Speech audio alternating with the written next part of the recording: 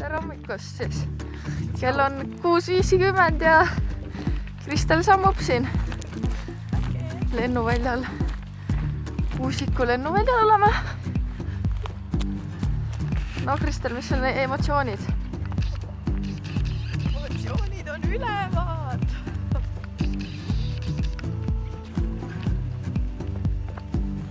Suht külm on ja uni on.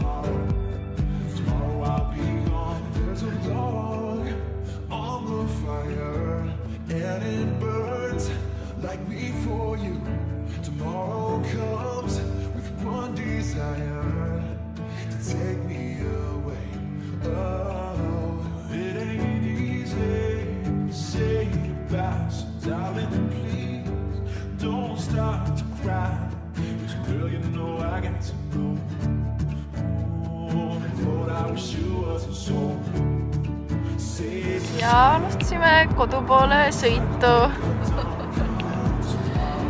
Ja sõidame Tallinnasse tagasi, kell on 7:39. Nagu oleks mingi pikk päev juba selja taga. Ja kuidas siis meeldis? Kuule, see oli, ma saaks vaataks kaamerasse ka, igatahes see oli väga äge sünnipäeva kingitus, aitäh! Ja mis sa nägid sealt ülevalt? Sealt nägin Tallinna teletorni, Rapla linna ja mingisuguseid sõjaaegseid varjendeid. Ja kui külm seal üleval oli? Ma arvan, et umbes -100. Väga külm. See oli jõhkralt külm. Et jah, polnud suurt kasu nendest kinnastest. Oleks pidanud olema mingid teised kinnad. Igal juhul väga äge, minge kõik